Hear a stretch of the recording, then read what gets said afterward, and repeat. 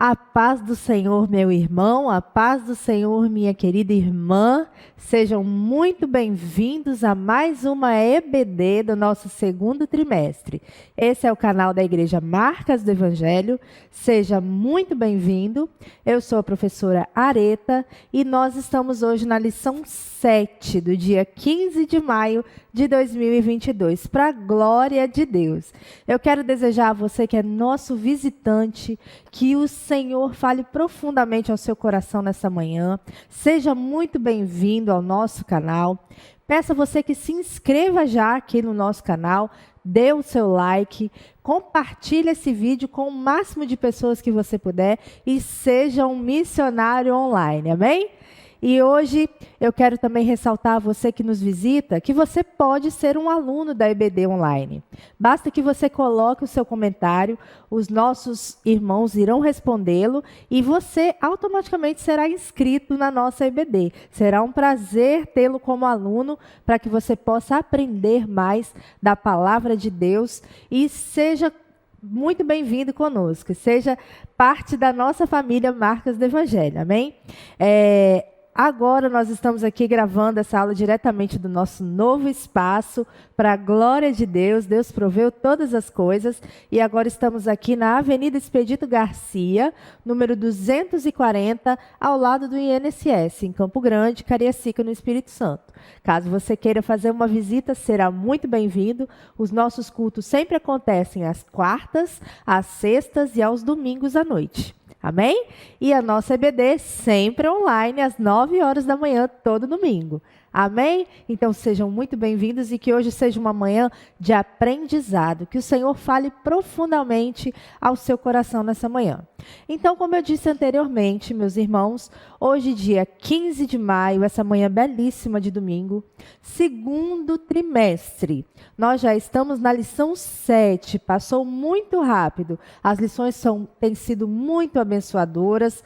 Eu tenho sido muito edificada com cada conteúdo, com cada comentário nessas últimas lições. E eu espero que você hoje também seja muito edificado e muito abençoado conosco. Então, a aula 7 tem por título Não retribua pelos padrões humanos. Deus já começa a falar com você pelo título dessa lição, amém? O nosso textuário da lição é: Não te vingarás, nem guardarás ira contra os filhos do teu povo, mas amarás ao teu próximo como a ti mesmo. Eu sou o Senhor. Levítico 19, 18. A verdade prática da lição é a seguinte: o cristão não deve guardar rancor e nem buscar a vingança. Antes, deve vencer o mal com o bem. Dessa forma, ele demonstra que verdadeiramente teve o seu caráter transformado por Cristo. E agora nós vamos fazer, meus irmãos, a leitura bíblica em classe. A leitura bíblica dessa lição está em Mateus 5, 38, 48. Ouvistes o que foi dito, olho por olho e dente por dente. Eu, porém, vos digo que não resistais ao mal, mas se qualquer te bater na face direita, oferece-lhe também a outra.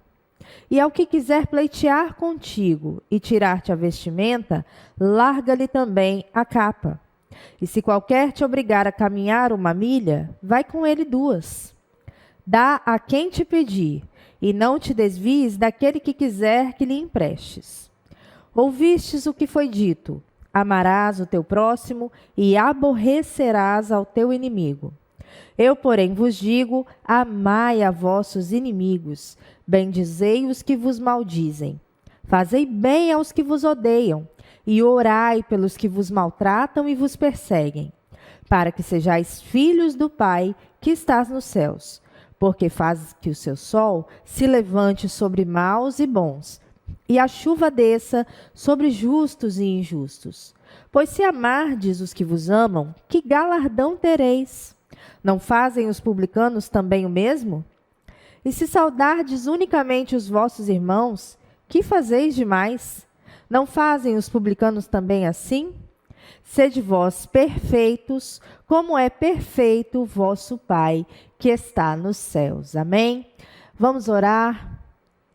Senhor, meu Deus e meu Pai, estamos aqui nesta manhã de domingo, Senhor, consagrando os nossos corações e os nossos ouvidos perante o Senhor.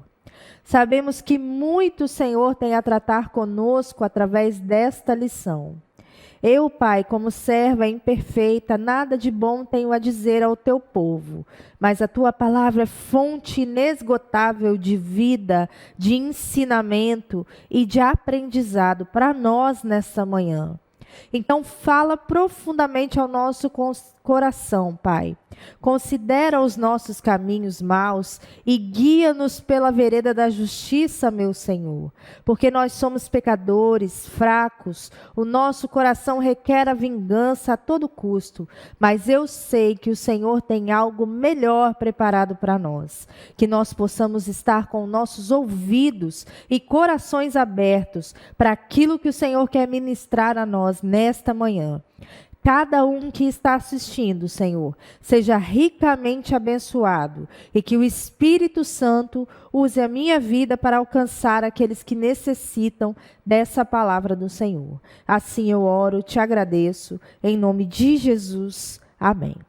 Então, introdução da nossa lição agora, você acompanha aí na sua revista, na página 49, a introdução da nossa lição diz assim: quando as pessoas nos ofendem, muitas vezes a nossa primeira reação é desejar a vingança. Mas Jesus, ao contrário, disse que devemos fazer o bem àqueles que nos ofendem. Ao invés de nos vingar, devemos amar e perdoar. Isso não é uma coisa natural, é sobrenatural. Somente Deus pode nos dar forças para que amemos como Ele ama. Meus irmãos, cumprir o ensinamento de Jesus só é possível pela nova natureza que nos foi implantada pelo Espírito Santo. Quando nós, lá naquele dia que rendemos a nossa vida a Cristo, nos tornamos novas criaturas nele. Nós dependemos constantemente do Espírito Santo e da ação dele no nosso caráter. Se não for assim, jamais conseguiremos evidenciar amor para pessoas perversas e para pessoas que são nossos inimigos, como demanda aqui a nossa lição que nós vamos ver hoje.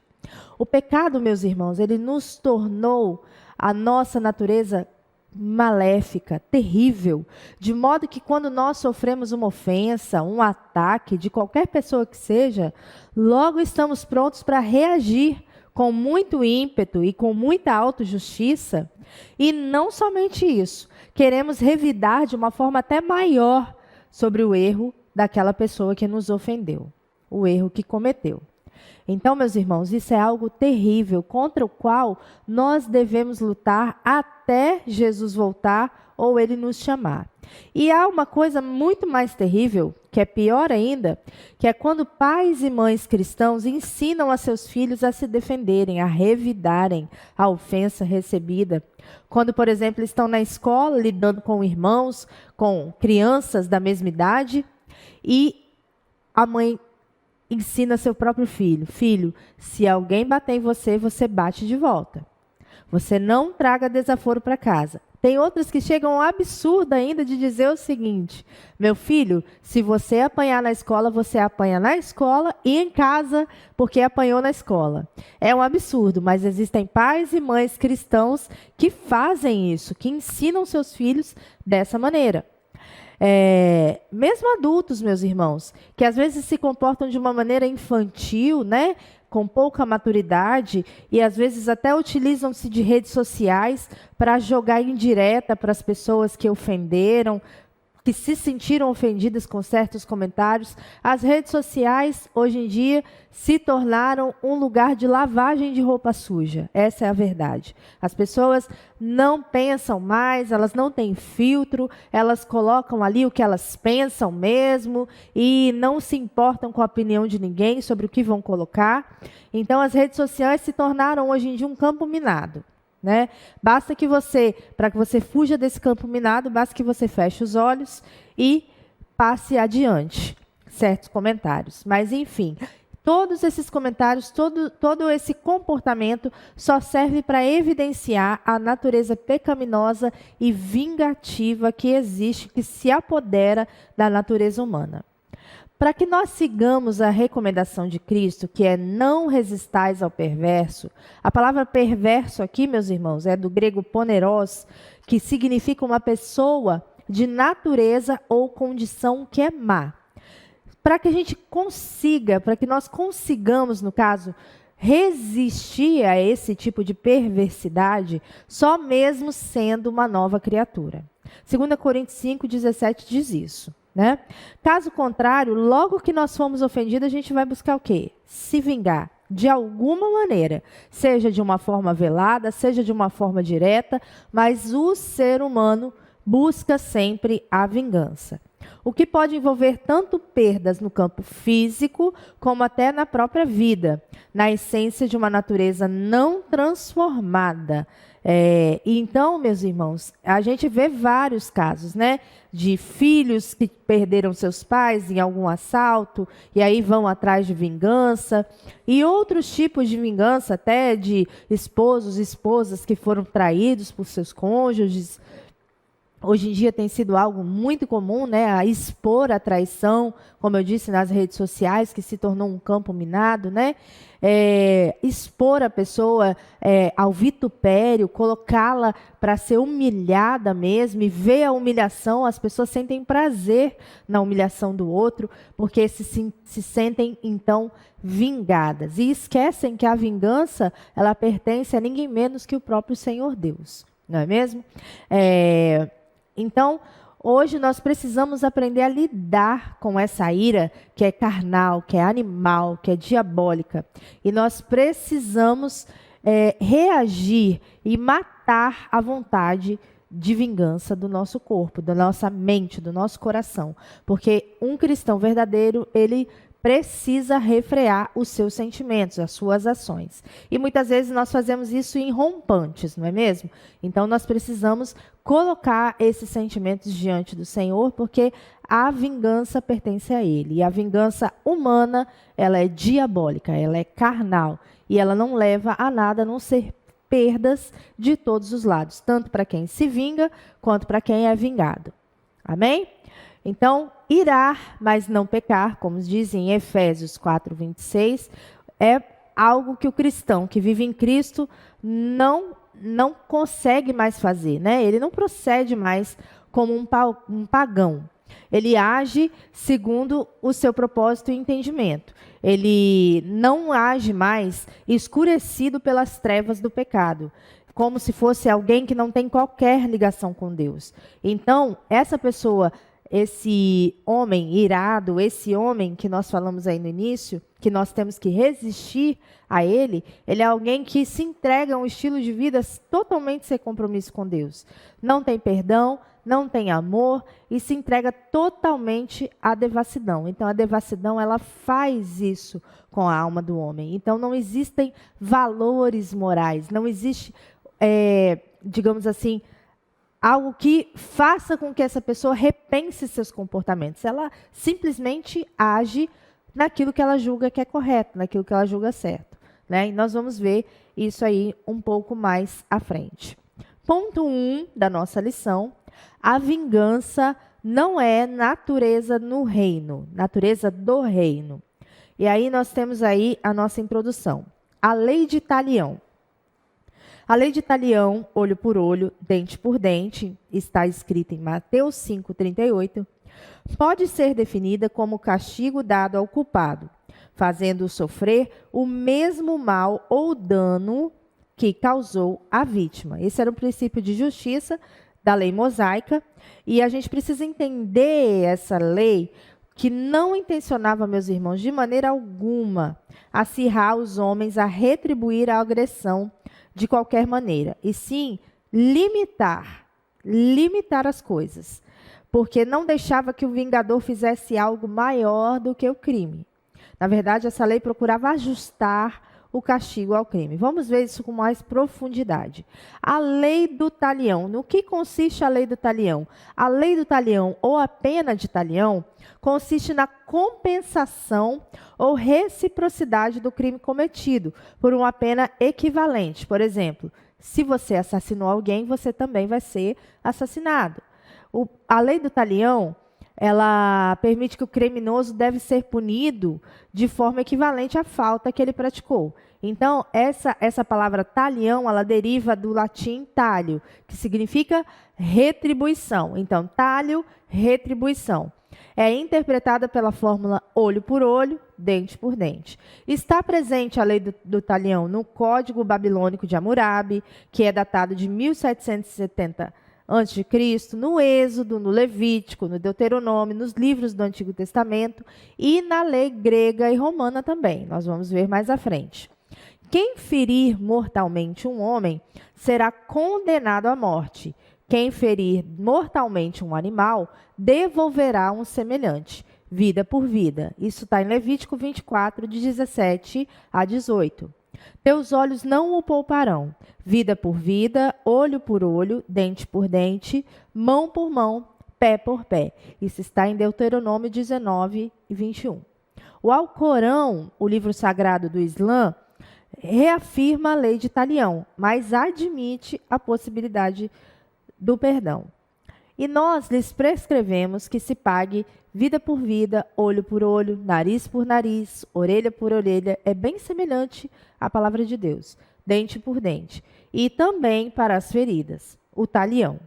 Mas quem perdoar, seu perdão será a sua expiação. Isso está na Sura, que é o Alcorão, o livro sagrado do Islã. O texto bíblico de Mateus 5, de 38 a 42, que é comumente chamada lei de talião, na verdade trata-se da lei da vingança. A exposição que será feita por Cristo no sermão da montanha, novamente irá contrastar com seus opositores, mostrando o espírito real, o que essa lei realmente quer dizer, não é verdade? Porque, na verdade, o que era interpretado era algo muito superficial. Então, Cristo, no Sermão do Monte, ele vem aprofundar esse entendimento da lei de talião. O olho por olho e o dente por dente. Então, ele vai mostrar o espírito real, Cristo no seu sermão.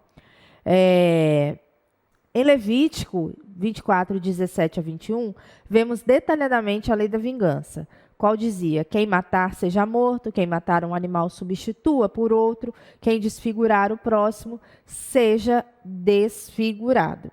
A lei do talião, então, aí na nossa revista, se tratava de uma norma para os tribunais civis, que no seu propósito desejava, em particular, a pessoa jamais praticasse a vingança. Não há nessa lei qualquer incentivo à vingança pessoal. Pelo contrário, quando uma pessoa sofresse algum dano, era comum que ela desejasse que a justiça fosse feita e que os tribunais administrassem toda a punição. Então, a lei do talião, de maneira alguma, meus irmãos, era para incentivar a vingança. Porque, na verdade, a vingança humana, ela está um nível acima da lei do talião, não é verdade? Muitas vezes nós recebemos uma bofetada no rosto e queremos assassinar a pessoa que nos bofeteou, não é? Nós queremos algo além, nós queremos algo mais. A nossa natureza impetuosa e carnal, ela quer sempre o pior, não é? E nós vemos isso em muitas ocasiões, em muitas situações, que as pessoas até exacerbaram as suas vinganças, as suas ações contra os seus ofensores, né? Acabaram exagerando, digamos assim, não é mesmo? E isso é uma coisa muito comum, porque a nossa natureza deseja isso. O sede, o desejo de vingança, ele quer exacerbar e só fica satisfeito quando você vê que a pessoa realmente sofreu a consequência do seu erro. E é interessante observar também na lição que a prática dessa lei era desenvolvida não somente pelos judeus, mas também por outros povos, como os romanos e os gregos. Atenas, no caso, a cidade de Atenas, se um homem fosse levado a perder um de seus olhos, ele teria que pagar com os dois. Então, Atenas já dava essa vazão que eu acabei de comentar com os irmãos, que é exagerar um pouco e um nível acima da vingança. Então, os atenienses tinham essa característica um pouco mais sanguinária, digamos assim. E aí eu queria comentar, em relação a isso também, que o motivo para Deus aplicar a lei de Talião era controlar os excessos, esses excessos que nós acabamos de comentar. Isso é muito relevante, meus irmãos, porque não só para evitar os excessos, mas não deixava que a pessoa se descontrolasse. Né? Desse modo, ela provocaria uma desordem na sociedade. E a lei de Talião, ela viria de uma forma como limitar os abusos por parte do homem. E assim, mais uma vez, a gente nota a bondade de Deus conosco. Como Deus maravilhoso, né? Ele não quer que a gente se exacerbe nas nossas atitudes. Ele sabe que existe uma lei que precisa pagar, as pessoas precisam pagar pelas suas atitudes, pelos seus pecados, mas mesmo assim ele delimita a forma como isso deve ser feito, né? Então ele não quer que nós vivamos sem a ordem e sem equilíbrio, e não quer que nós sejamos dominados por um espírito de vingança descontrolada. Então esse é um princípio, portanto, da lei de Talião: estabelecer normas que visassem a gerar equilíbrio, igualdade e equidade, limitando excessos e aplicando castigos equivalentes à ofensa praticada.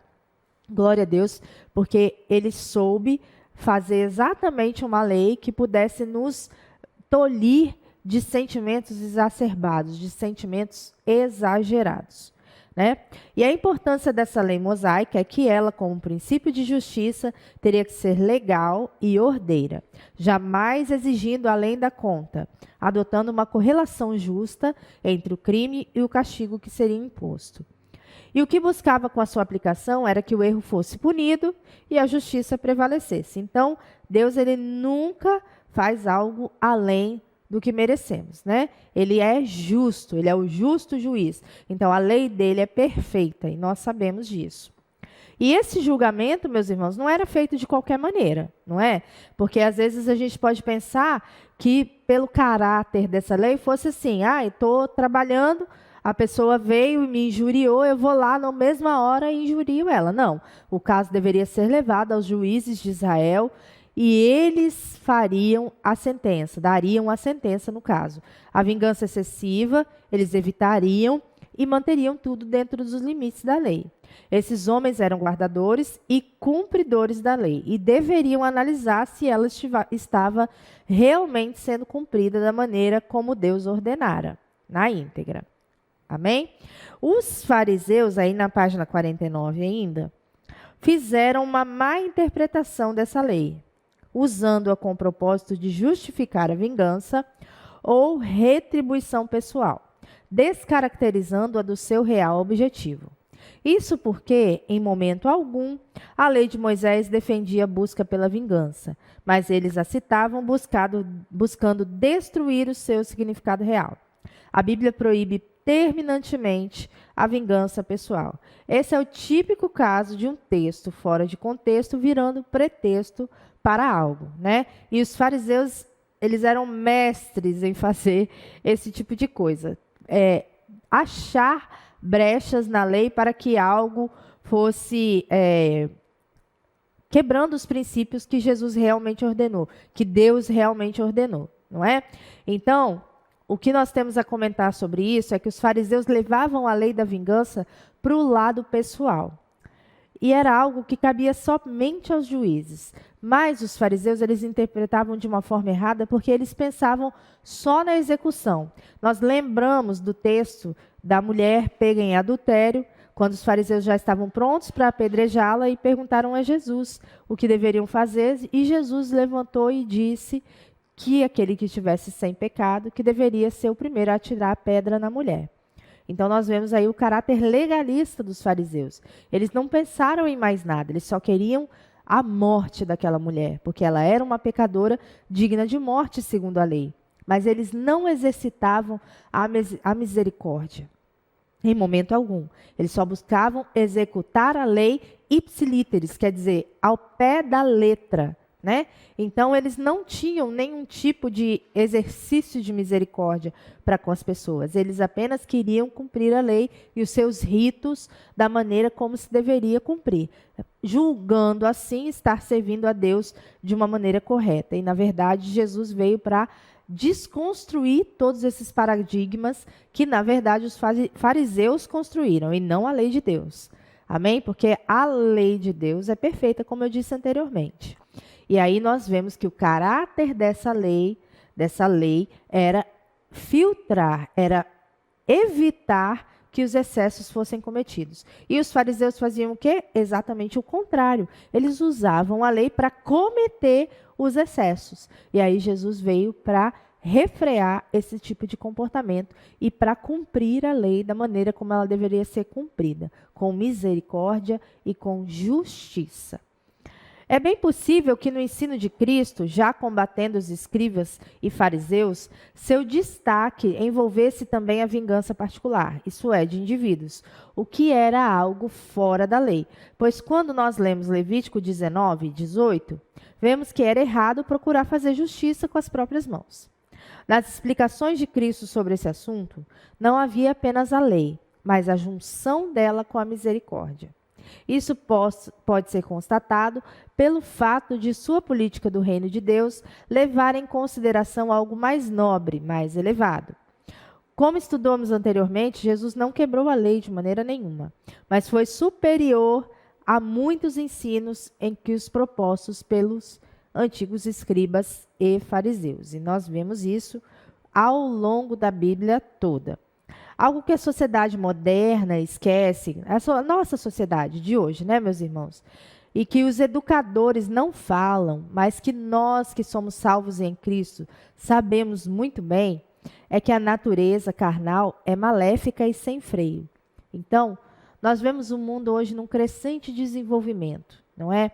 Nós temos várias ciências sociais, várias ciências humanas, várias teorias, várias terapias, digamos assim, e nós percebemos que a iniquidade só aumenta, a iniquidade só cresce. Diz o salmista: eu nasci na iniquidade e em pecado concebeu-me a minha mãe, no Salmo 51, 5. Isso é uma condição da natureza pecaminosa humana. É o nosso ser carnal, maléfico, ruim, bestial, que vai procurar sempre satisfazer o desejo da nossa vingança. Você vê ali a vingança de Caim, que sobrecaiu em Abel, não é? Por ele não ter sido aceito, por o seu coração não ser reto diante do Senhor, ele ficou irado com quem? Com Abel. Quem não aceitou foi o próprio Senhor, mas ele desviou toda a sua ira para o seu irmão Abel, porque ele julgou que Abel era melhor que ele teve inveja, e aí ele descarregou toda a sua ira sobre o seu irmão, tirando a sua própria vida, né? E o Senhor colocou uma marca em Caim, dizendo que ele seria, né, alguém perseguido pela toda a vida, né? E ali a gente vê um homem vingativo, um homem sanguinário, dando origem a povos também sanguinários. Então, é para prestar atenção que isso acontece até hoje. E apesar de todo o avanço tecnológico, educacional que nós vivemos, toda essa modernidade que nós temos disponível hoje em dia, as pessoas ainda se matam por motivos banais, se odeiam, são racistas, são misóginas, fazem acepção de povos, de raças, desprezam umas às outras. Uma mulher, em pleno 2022, há pessoas que julgam que homens e mulheres são em castas diferentes, né? Que o homem é muito superior à mulher, outros que negros e brancos, o branco é a raça superior ao negro, ao indígena, ao asiático, fazem acepção de pessoas e inclusive excluem essas pessoas dos seus convívios, né? E aí o que acontece? Até hoje nós precisamos de leis para refrear, para que os homens não cometam crimes contra as mulheres, para que pessoas brancas não saiam por aí disparando, matando, ateando fogo em pessoas de raças diferentes, de cores diferentes, né? Como nós já vimos ao longo da nossa história, da nossa sociedade. E, na verdade, porque em cada ser humano a natureza pecaminosa está descontrolada. Não é? O mundo jaz no maligno, meus irmãos. E assim, essas pessoas, como não são transformadas, ou não nasceram de novo, precisam de uma lei severa para que os males não se alastrem cada vez mais. Nós vemos aí a criminalidade está praticamente fora de controle. Não é? Se não fossem as leis, estaríamos vivendo algo assim, fora da realidade, surreal. Mesmo com as leis severas que nós temos, mesmo com todo esse aparato legal que nos cerca, a criminalidade, ela alcançou níveis assim que talvez fossem inimagináveis, né? Guerras, rumores de guerras. Para nós cristãos é motivo de esperança, que nós sabemos que o nosso Senhor está por vir. Mas é algo preocupante de igual forma, porque a iniquidade alcançou níveis nunca antes imagináveis. Então nós precisamos entender que fora da lei do Espírito Santo não há maneira, não é possível que essa sociedade seja transformada, que os homens mudem seus comportamentos. Não é possível. Só pelo poder do Evangelho glorioso e do Espírito Santo de Deus é que alguém pode mudar essa natureza vingativa e pecaminosa. No ponto 2, o cristão e a vingança. Não pode haver no coração de um salvo por Cristo qualquer sentimento de vingança, nem que seja para com o pior inimigo, pois ele está consciente de que a vingança de tudo pertence a Deus. Em Romanos 12 está registrada essa verdade. Esse excerto que nós estamos estudando hoje, de Mateus 5, 38 a 48, ele demonstra a essência, meus irmãos, do Evangelho, que é exatamente essa, estar na contramão dos ensinos do mundo. Olha só o que diz a nossa lição aqui. Não pode haver no coração de um salvo por Cristo sentimento de vingança, nem que seja para com o seu pior inimigo, aquela pessoa que te faz mal, te fez mal, o pior mal que você tenha sofrido. Não pode haver no seu coração, você que é salvo em Cristo, qualquer sentimento de vingança contra essa pessoa. E aos olhos do mundo, meus irmãos, isso pode parecer uma loucura, né? E eu vou usar uma palavra aqui, os irmãos já me perdoem, mas aos olhos do mundo, quem perdoa é chamado de tolo, de trouxa, né? Ah, você é trouxa, você perdoou o seu marido que te traiu, você perdoou a sua esposa que cometeu adultério, você perdoou aquela pessoa que abusou de você, que te deu um tombo financeiro, que fez o que fez, sapateou na sua cara e você vai perdoar, você é muito trouxa, não é assim que o mundo fala? Me perdoem o linguajar, meus irmãos, mas para ilustrar, para ficar mais fácil da gente entender. Não é? Não é assim que o mundo fala? Questiona por que você perdoou, por que você teve essa atitude, você deveria ter se vingado, você deveria ter virado as costas para essa pessoa, nunca mais olhado na cara dessa pessoa, não é? Então é assim que o mundo pensa. E nós, cristãos, estamos na contramão da história. O que o mundo faz, o que o mundo tem como certo, o cristão já acende o alerta. Opa, se o mundo está fazendo e está achando certo, eu como cristão tenho que rever. Esse conceito está errado. Então eu não posso fazer igual ao mundo, não é? Nós cristãos somos os trouxas, os tolos do mundo, aqueles que se deixam enganar, entre aspas, que sofrem injustiça, que levam nome por causa dos outros, que, como diz no mundo, não tem sangue, que não buscam seus próprios interesses, que não se defendem, que não militam em casa própria. Esses somos nós. Esse temos, pelo menos, se você não é esse cristão, é hora de rever seus conceitos. Se você é o tipo de cristão que não gosta de levar desaforo para casa, é importante que você reveja o seu tipo de cristianismo nessa manhã. Eu falo isso com muito amor, com muito temor a Deus, porque nós precisamos rever os nossos conceitos de cristão, irmãos.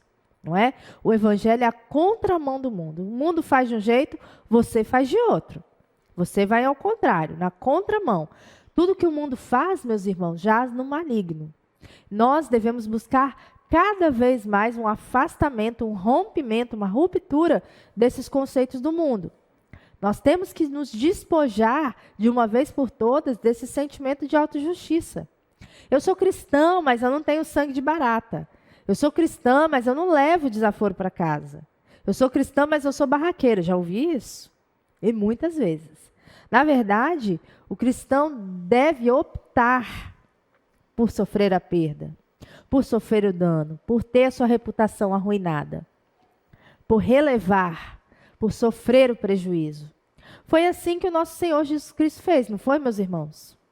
Afinal de contas, ele se despojou da sua própria glória. Ele se despojou da glória de ser o unigênito do Pai, o primogênito da criação. Aquele que criou todas as coisas, e o Verbo era Deus e estava com Deus. E todas as coisas existem por Ele, nele, para Ele. Ele se desfez dessa glória. E nós muitas vezes temos dificuldade de nos desfazer da nossa reputação. Às vezes de nos desfazer de um conceito, de uma teologia, de uma ideia. Nós nos apegamos a isso de uma maneira quase que idólatra. Não é verdade? Muitas vezes somos repreendidos e aquilo dói e ficamos remoendo. E às vezes temos que lutar para poder olhar na cara de quem nos repreendeu ou de quem nos ofendeu. Ficamos com nojo, com asco, não suportando. Nossa, não suporto nem ouvir falar o nome daquela pessoa. Não é assim? Muitas vezes nós lidamos com os nossos ofensores, né? E nós somos meros humanos. Cristo despojou-se da glória eterna para virar homem, para nascer de uma mulher, numa manjedoura. E nós, às vezes, não queremos nos desfazer de um conceito que só nos leva para o inferno. Nos desfazer de uma ideia. A gente se agarra àquilo com uma força, como se fosse a nossa salvação. E Cristo se desfez de tudo. Para quê? Para salvar criaturas pecaminosas e horrendas, como eu e você, meu irmão. Então é hora de nós revermos as nossas condutas diante de Deus. O tempo do fim se aproxima. A vingança é do Senhor. Você que foi ofendido, você que foi humilhado, glorie-se nisso. Porque Cristo também foi ofendido, Cristo também foi humilhado. E ele não fez questão de ser reconhecido como Filho de Deus na terra, e sim no céu. Ele fez questão de vir à terra e ser humilhado desde o começo. Ele já começou nascendo numa manjedoura para que se humilhasse na presença de Deus. Nunca fez nada que não fosse da vontade do Pai. E nós aqui, agarrados à nossa autojustiça, agarrados aos nossos conceitos, misericórdia de nós, meus irmãos. Que nós clamemos dessa manhã, por misericórdia, Deus. Desfaça nossos conceitos, desfaça nossa autojustiça, para que nós possamos ser mais como Cristo. Então ele se despojou de tudo para que nós fôssemos salvos. É um paradoxo, meus irmãos, um cristão que deseja vingança. Quem somos nós? Quem somos nós para exigir alguma coisa de alguém? Para demandar alguma coisa? Nós não somos nada, meus irmãos. Nós somos pó e somos cinza. E devemos nos arrepender no pó e na cinza. E muitas vezes nós nos desligamos do que é perfeito, do que é correto, do que é justo, do que é puro, do que é moral, do que é verdadeiro por causa de reputação, por causa de nome, por causa de aparência. Isso é muito triste. E o pior de tudo, isso é mundano, é animal, é pecaminoso, é doentio. Que nós, nessa manhã, nos despojemos de nós mesmos, meus irmãos. Caso nós queremos achar lugar de arrependimento e lugar no reino de Deus. Que Deus tenha misericórdia de nós nessa manhã. Continuando aí na nossa lição, alguns parágrafos abaixo. A pessoa que aprende a amar até mesmo seus inimigos, é uma pessoa que viveu o suficiente no reino de Cristo. E é uma pessoa que conheceu o seu toque transformador. Não é fácil, meus irmãos, amar os nossos inimigos. Mas quem foi amado por Cristo, aliás, Cristo é o nosso maior exemplo, né? Ele amou os nossos inimigos quando estava morrendo, quando estava sendo açoitado, quando estava sendo pregado na cruz. Ele pediu ao Pai que os perdoasse, porque eles não sabiam o que faziam. Não é? Então, Cristo amou os seus inimigos. E é possível, como Cristo, amar os seus inimigos. Creia nessa verdade. O salvo em Cristo prega e vive o amor, não o ódio, e tem consciência plena de que Deus tem reservado um dia em que há de julgar todos os pecados da humanidade, tomando vingança de tudo. Assim, compreendemos que a vingança pertence ao Senhor e não a nós. Aqueles que foram realmente, meus irmãos, transformados por Cristo e vivem segundo os ensinamentos que Ele deixou, que Ele nos ensinou, têm novas atitudes, tanto para consigo mesmo e para com o próximo. Por que para consigo mesmo? Porque tem pessoas que não conseguem se perdoar. Cristo já perdoou, já esqueceu, mas ela não se perdoa. Ela fica carregando aquele sentimento de culpa o resto da vida. E como são discípulos de Cristo, o eu carnal não te domina mais, meu irmão e minha irmã. Nós negamos a nós mesmos, tomamos a nossa cruz e seguimos ao nosso Mestre. E nós, na prática, devemos expressar o amor de Cristo, porque a lei se resume em quê? No amor. Nisso se resume a lei e os profetas. O maior mandamento de todos é o amor. Então você que não consegue se perdoar por algum erro, ajoelhe-se diante de Deus nesta manhã, humilhe-se na presença dEle e peça perdão, porque a sua autojustiça está excedendo a justiça de Cristo. Porque Cristo já te perdoou, já esqueceu do seu erro e você não esquece, não se perdoa. Do mesmo modo, você que não consegue perdoar os seus ofensores, que Deus tenha misericórdia de você nessa manhã, para que você possa perdoar de uma vez por todas. Porque quem não perdoa não é perdoado. Então, a justiça de Deus é suficiente, meu irmão e minha irmã, para que você perdoe aquele que te ofendeu, aquele que te injuriou, aquele que te machucou, que te magoou. O Espírito Santo esteja ministrando no seu coração nessa manhã, que haja perdão na sua vida. Ministre perdão sobre os seus ofensores, antes que seja tarde. Porque com a mesma medida que você julga, você será julgado. Então, com muito temor, meu irmão e minha irmã, libere essa pessoa nessa manhã. Perdoe em nome de Jesus e seja perdoado em nome de Jesus. Continuando a nossa lição, a sinopse do tópico 1 é: o cristão não revida o mal de acordo com a lei de Talião. Ele não se deixa dominar pela vingança. E que nós, nessa manhã, sejamos libertos de qualquer sentimento de vingança. Então, na sinopse, nós vimos que nós não nos deixamos dominar pela vingança. Tende cuidado de que ninguém se prive da graça de Deus, e de que nenhuma raiz de amargura brotando vos perturbe e por ela muitos se contaminem. Hebreus 12:15 faz essa advertência, para que nós tenhamos cuidado, porque o sentimento, a raiz de amargura, ela nos priva da graça de Deus. Às vezes, muitas vezes, né, isso acontece, a pessoa, por simples e pura covardia, ou até mesmo por um sentimento de temor à palavra de Deus, não é puro, mas é um sentimento de temor, não se vinga efetivamente do seu ofensor. Mas, ao contrário de perdoar essa pessoa, ela acaba arraigando em si mesma essa raiz de amargura, essa amargura, esse ódio, esse sentimento ruim contra quem o ofendeu.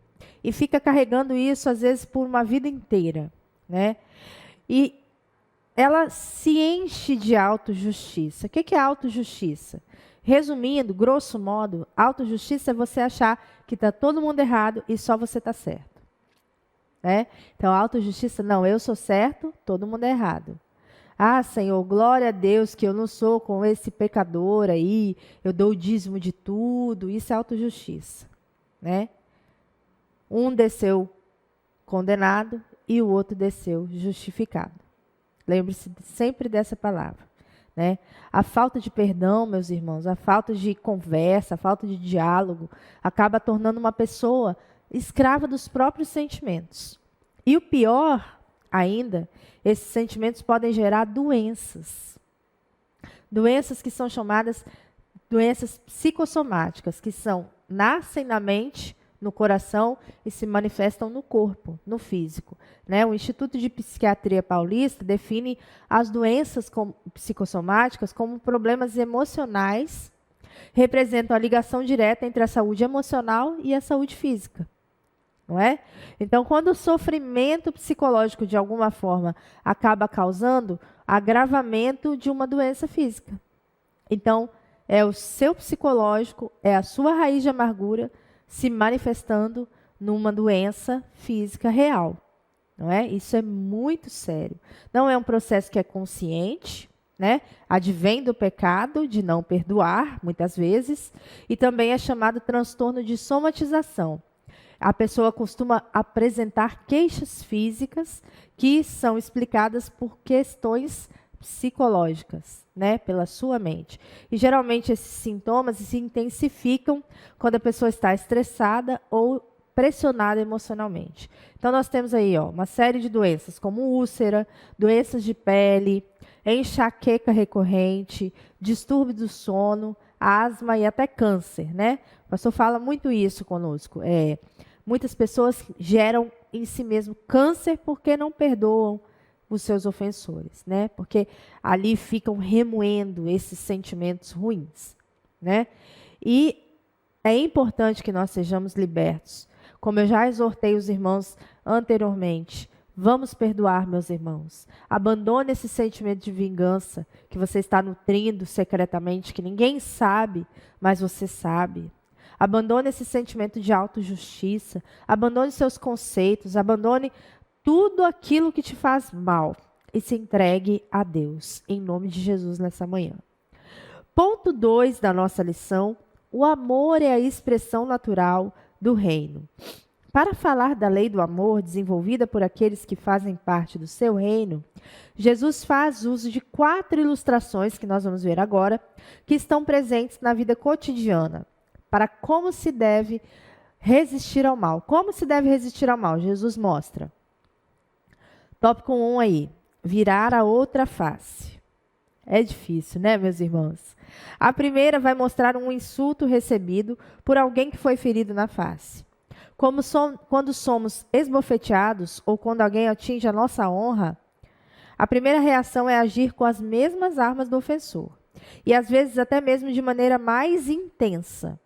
No entanto, tal atitude não resolve nada. Pelo contrário, complica ainda mais a situação.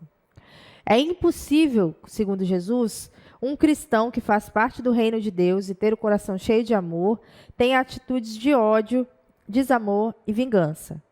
Quem tem amor tem perdão, tem brandura, tem tolerância. A vingança, para muitos, é um sinal de coragem, de força, né? Mas pelos ensinos de Jesus, a vingança é a atitude de quem é fraco.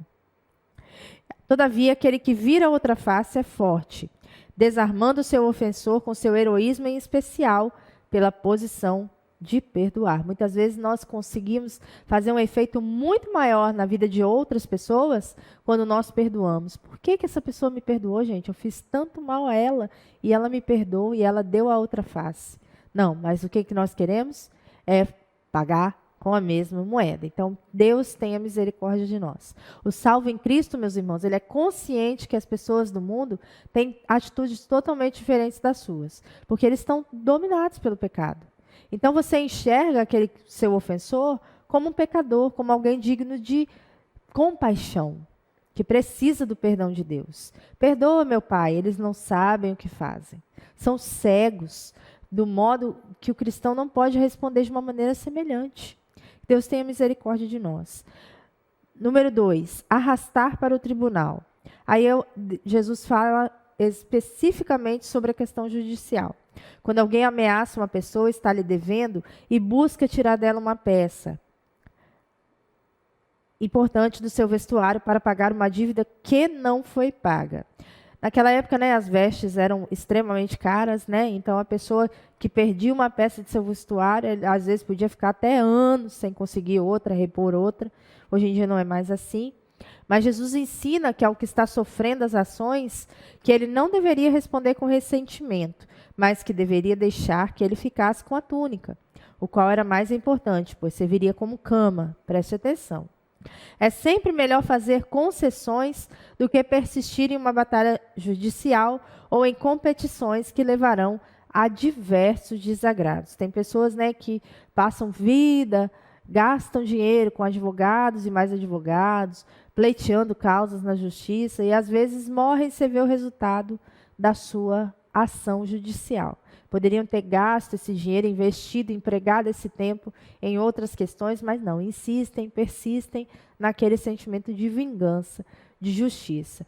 As causas judiciais, meus irmãos, são justas, é verdade, mas nós precisamos ver a medida das coisas, né? Até que ponto vale a pena persistir numa ação, persistir numa questão judicial? Até que ponto isso vale a pena? Obrigar a fazer algo. Mateus 5,41 trata de uma convocação feita por uma autoridade que força alguém ao serviço. Um exemplo bíblico é o Simão Cirineu, que foi obrigado a carregar a cruz de Jesus. O que é mais forte, por força da hierarquia, pode obrigar sem respeitar a vontade alheia. Assim, quando alguém anda a primeira milha, geralmente o faz como obrigação. Entretanto, para caminhar voluntariamente a segunda, só o faz quem tem um novo espírito, uma nova vida e os ensinos divinos gravados em seu coração. Tudo na vida é uma nova jornada, porque se faz com Cristo. Dessa maneira, a caminhada será gloriosa e abençoada. Quer seja a jornada do casamento, acho que o casamento é a maior jornada, né? Que é necessário perdoar mais de 70 vezes 7. Então, caminhar mais de uma milha com aquela pessoa, suportando-a, amando-a, não levando em consideração os seus defeitos, os seus pecados e sempre olhando com um olhar de misericórdia e de amor. As pessoas do mundo, meus irmãos, sempre vão priorizar os seus próprios interesses. Por esse motivo, elas são a favor da vingança e querem proteger os seus interesses pessoais, porque eles são dominados pelo eu, pelo ego.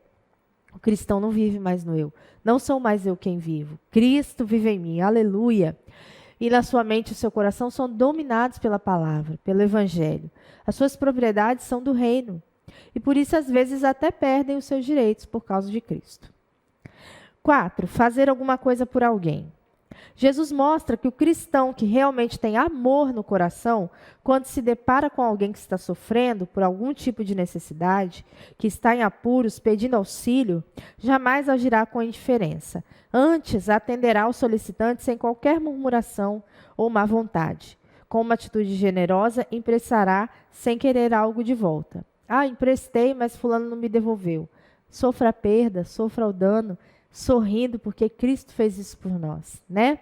E nessa hora, eu queria convidar você a ofertar na casa do Senhor, não é? Porque nós precisamos fazer a manutenção da obra do Senhor.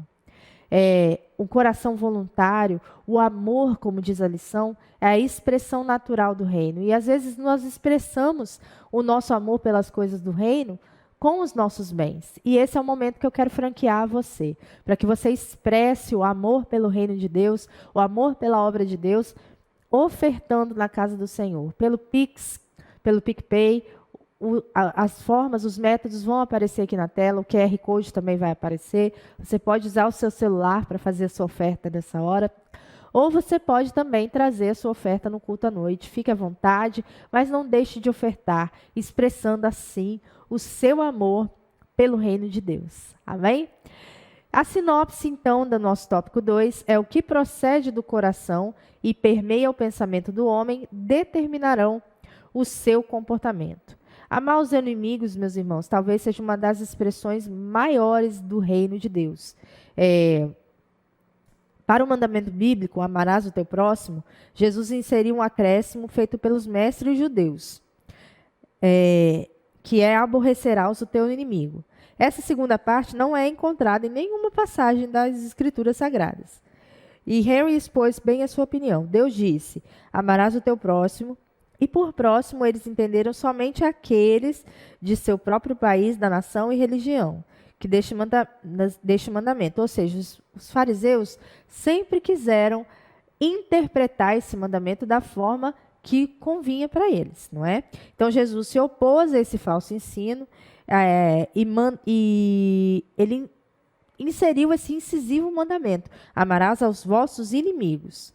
É natural para nós amar os nossos amigos, mas aqueles que amam os seus inimigos fazem aquilo que é sobrenatural. Então, nós temos que buscar o sobrenatural de Deus na nossa vida. O sobrenatural de Deus não é apenas ouvir o Espírito Santo, senti-lo.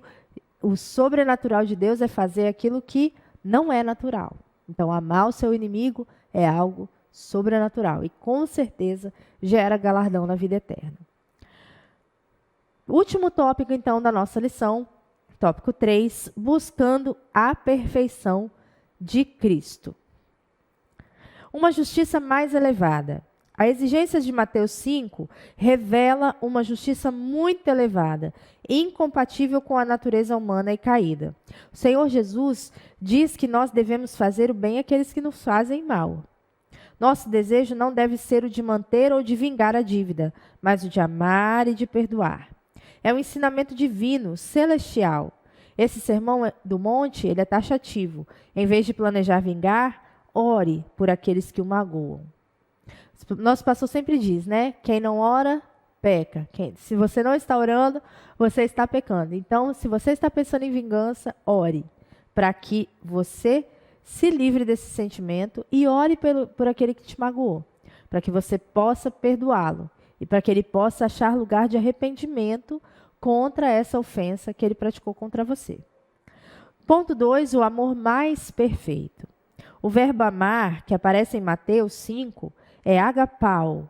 É o amor que sabe receber com alegria, acolher, amar ternamente. É o amor que está satisfeito, está contente sobre ou com as coisas. Esse amor só está em nós, meus irmãos, porque foi derramado por Deus no nosso coração. Enquanto a adição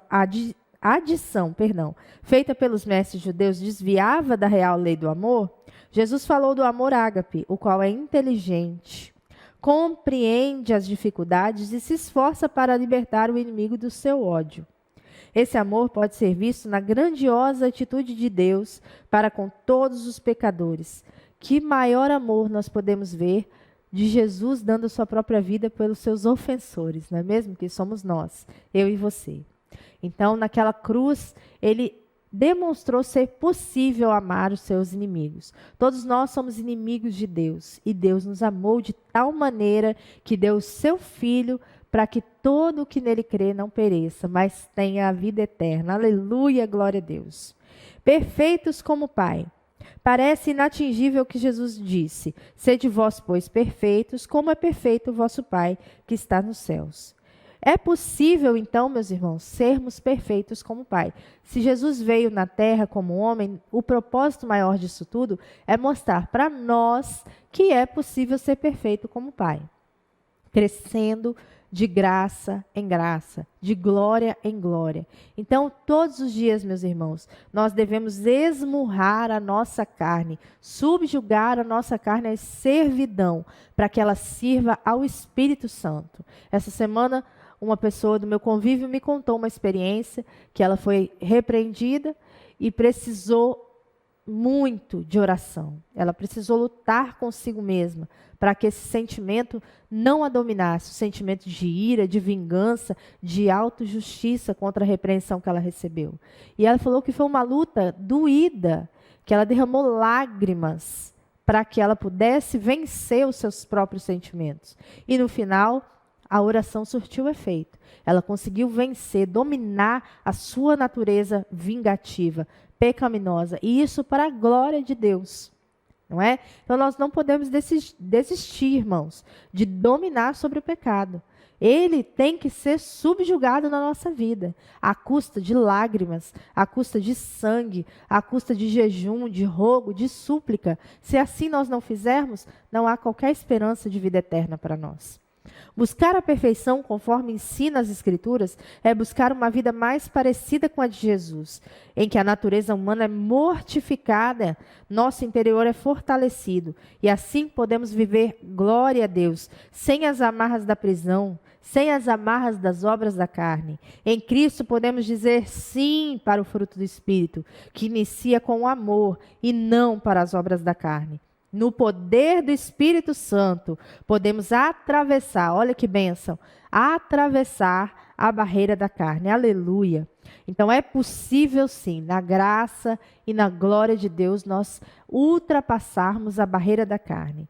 E a sinopse desse capítulo, desse último capítulo, então, a justiça cristã é uma virtude elevada por meio da prática do amor. Então, pratique o amor sempre que possível. Esmurre a sua carne, meu irmão. Subjugue ela, porque você vai vencer em nome de Jesus. A conclusão dessa lição é que Jesus nos chama para viver nesse mundo como seus discípulos, em um novo estilo de vida, sem vingança de nós mesmos, como também novos recursos espirituais para vencer qualquer inimigo espiritual, pessoal. A base firme para tudo isso é o amor. Somente através dele é que nós somos capazes de expulsar o ódio e qualquer ação belicosa.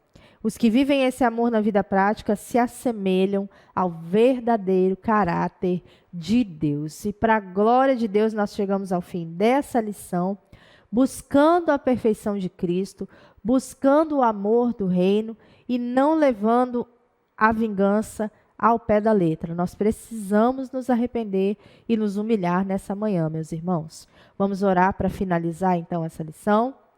Deus amado, quero te entregar essa lição, quero te entregar os conceitos que foram expostos aqui nessa manhã e te pedir, Senhor, que o Senhor continue trabalhando em nosso caráter, para que nós possamos nos assemelhar a Ti, para que as pessoas que ao nosso redor estiverem enxerguem o amor de Cristo em nossas vidas, que nós não busquemos a vingança contra o nosso semelhante, que nós possamos entender que a vingança pertence ao Senhor e que nós possamos, Senhor, saber que o Senhor é quem nos guia e nos controla. Tira de nós, Senhor, todo sentimento de amargura, toda doença psicossomática que decorre desses sentimentos.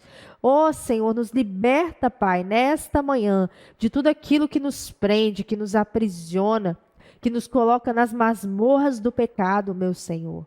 Tira de nós, Senhor, toda autojustiça e que nós confiemos tão somente na justiça que vem do alto. Assim eu oro em nome de Jesus. Amém. Eu quero te convidar nessa manhã para um propósito muito maravilhoso. Como eu já disse no início da nossa aula, nós estamos num novo local de culto, no novo espaço de culto, que é maravilhoso e que eu tenho certeza, meu irmão e minha irmã, que nasceu no coração de Deus. Porque há 10 anos que estamos já nesse ministério, e esse ministério sempre teve um propósito de trabalhar com as crianças, de educar as crianças na palavra, no caminho do Senhor. E eu vejo nesse espaço uma resposta às nossas orações desde o início dessa obra, dessa igreja. Então eu quero convidar você, é um convite muito sério que eu quero te fazer, para que você faça parte dos 1000 valentes que vão ajudar a aquisição desse espaço de culto. Porque aqui não será apenas uma igreja, aqui será um lugar onde vidas serão transformadas para a glória do nome de Deus. Vidas serão restauradas. Eu creio que muitos aqui serão libertos dos vícios, dos pecados. Muitos aqui serão ensinados na palavra de Deus. E eu já posso ver uma multidão de pessoas servindo a Cristo nesse lugar. Então, pelos olhos da fé, eu te exorto nessa manhã a fazer parte dos 1000 valentes que edificarão a obra do Senhor aqui. Então, você vai ver aqui no seu vídeo aparecendo o Pix para que você possa contribuir Seja fiel, faça um voto, vote ao Senhor nessa manhã. Eu creio que Deus tem uma bênção especial separada para todos aqueles que participarem da obra de Deus. E essa é a obra de Deus. Eu creio que Deus está neste lugar. Deus muitas coisas, grandes coisas fará. E você pode ser um participante dessa obra. Basta que você abra seu coração nessa manhã, contribua com o melhor que você puder. Não importa o valor, meu irmão. Não importa o valor, minha irmã. O que importa é que o seu coração esteja na obra de Deus. E muito Deus há de fazer neste lugar. Então contribua. Se você quiser saber se o seu dinheiro está sendo bem empregado, se você não conhece a nossa igreja, venha nos visitar. Faça-nos uma visita. Eu já disse o endereço no início, aqui na Avenida Campo Grande, próximo ao INSS. Nós estamos aqui nos nossos cultos todas quartas-feiras, sextas-feiras e domingos à noite. Tenha seu coração na obra do Senhor. Contribua generosamente. É tempo de ser generoso. É tempo de abrir o coração para a obra do Senhor. Para que você veja a sua vida prosperar.